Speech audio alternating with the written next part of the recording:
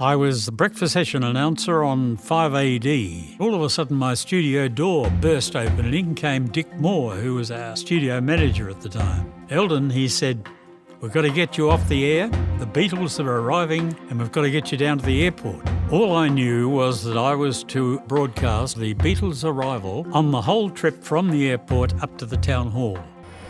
I was there. I was watching them come out of that plane. A dream come true. I was living a dream. One of the technical boys passed me the microphone and he said, "Right, it's all yours." And that's really all the preparation I had.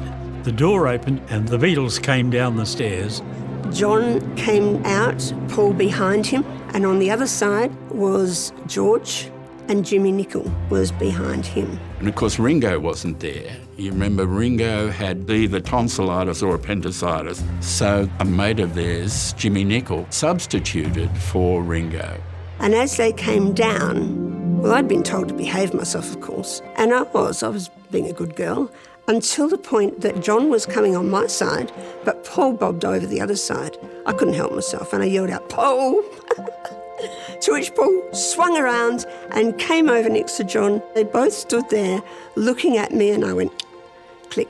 And that was my best photo.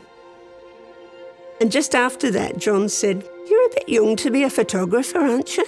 And I must have said no, because they burst out laughing, I remember. So they stepped into the car.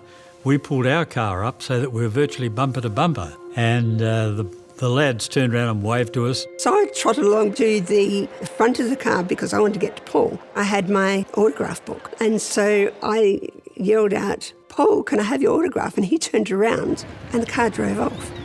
The manager said that they were only allowed to stay there for 3 minutes because he was scared of a riot. He knew how many people were out there. I had no idea.